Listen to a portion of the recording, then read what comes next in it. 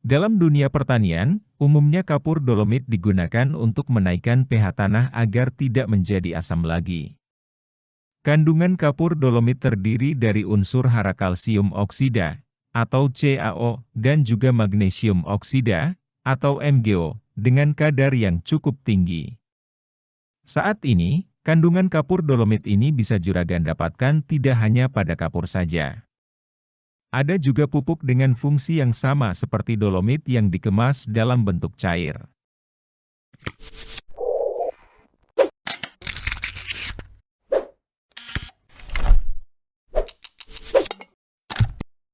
Kandungan kalsium dalam top pH balancer terbilang tinggi. Dalam produk ini, terkandung kalsium hidroksida sebanyak 67% dan natrium hidroksida sebanyak 17%. Kedua bahan ini bisa membantu juragan dalam menetralisir pH tanah yang semula asam, menetralisir zat-zat berlebihan yang bersifat racun, membantu mempercepat serapan zat-zat hara, juga membantu mengembalikan kesuburan tanah. Hanya saja, ada tapinya. Umumnya, selama ini kita meningkatkan pH tanah dengan pupuk kalsium dan magnesium, seperti halnya kandungan dalam dolomit. Sementara dalam produk ini, kandungannya adalah kalsium hidroksida dan natrium hidroksida. Penggunaan natrium hidroksida dan kalsium hidroksida untuk meningkatkan pH tanah sebenarnya juga efektif. Tapi karena sifatnya yang mudah larut air, maka material ini mudah tercuci oleh air siraman atau air hujan sehingga kurang persisten. Maka tidak memungkinkan untuk digunakan saat olah tanah karena jumlah yang diperlukan banyak, kurang lebih 200 kg per hektar, dan sangat mudah tercuci oleh aliran air. Maka dengan karakteristiknya itu produk ini lebih cocok digunakan untuk pertanaman dengan luasan skala kecil seperti tabu lampot, tanaman hias, atau tanaman hobi lainnya. Dalam penggunaannya pun juga harus hati-hati.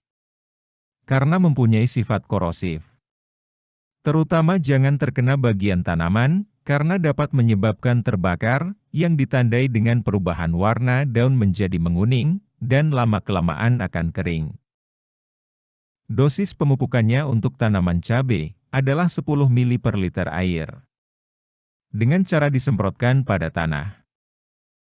1 liter top pH balancer, harganya sekitar 55 ribuan.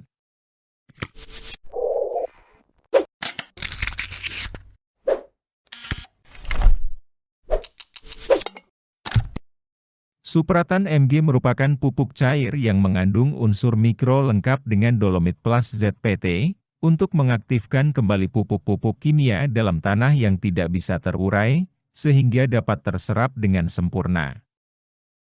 Kandungannya terdiri dari boron, tembaga, seng, mangan, ZPT, dolomit cair, juga vitamin. Dolomit cair di dalamnya memang bukan kandungan utama. Namun dengan pemakaian yang rutin, tentunya bisa membantu menstabilkan pH. 300 ml pupuk ini harganya sekitar 40 ribuan. Pupuk ini dapat disemprotkan ke lahan yang belum ditanami.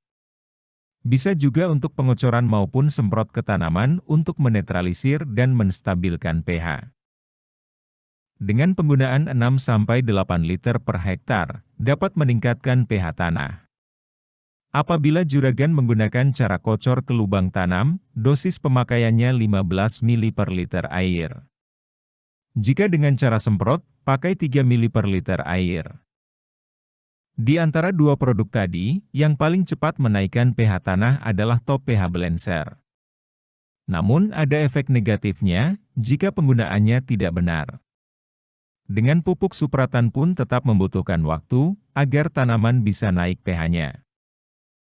Kalau kita ingin pH tanah tetap stabil dalam waktu yang lebih lama, daripada menggunakan produk tadi memang lebih baik pakai dolomit kapur, seperti yang biasa kita lakukan pada saat pengolahan tanah. Hanya saja, mungkin dari beberapa juragan sedikit bingung dengan dosis yang harus diberikan, ketika harus menaikkan pH tanah, dalam kondisi bedengan yang sudah ditanami, atau lahan sawah yang sudah ada tanamannya. Dalam kondisi ini, saya berikan tipsnya. Kebutuhan dolomit yang diperlukan untuk meningkatkan pH tanah ketika sudah ada tanamannya, adalah setengah dari kebutuhan pengapuran dolomit ketika olah lahan. Misalnya, setelah cek dengan pH meter, pH tanah yang ada pada lahan Juragan menunjukkan angka 4,9. Maka banyak dolomit yang digunakan adalah 5 ton per hektar. Ketika bedengan sudah ada tanamannya, maka dosisnya menjadi 2,5 ton per hektar. Pada lahan yang basah atau seperti sawah, setengah dosis dolomit tadi diaplikasikan dengan cara tabur.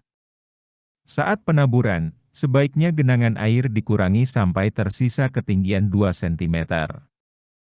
Atau dalam keadaan macak-macak. Sementara untuk lahan dengan jarak tanam yang lebar atau menggunakan mulsa seperti cabai, gunakan dolomit yang dicampur dengan asam humat. Dosisnya 0,5 kg asam humat per 100 kg dolomit.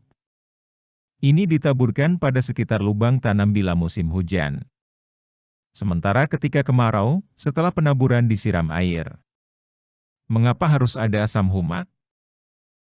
Karena asam humat bisa membantu pelepasan unsur-unsur hara dari ikatan partikel tanah.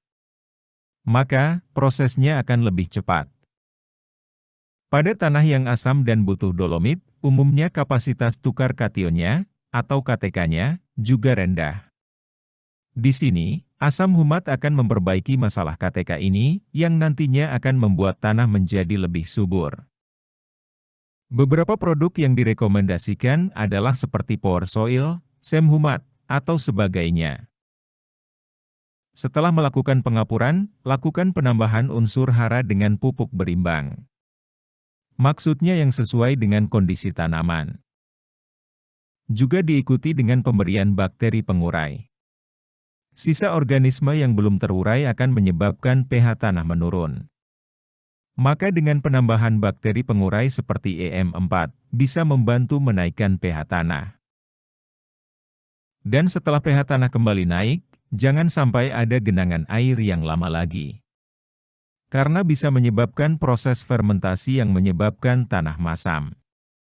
Selain itu, asam pada tanah juga bisa terjadi akibat air hujan yang turun di malam hari, padahal air hujan sendiri mengandung asam nitrat. Jadi, pastikan saluran air berjalan dengan normal. Perawatan mendasar seperti inilah yang perlu kita perhatikan lagi, agar lahan tidak menjadi asam. Kiranya itu saja, dan semoga bermanfaat. Sampai jumpa lagi pada pembahasan menarik berikutnya.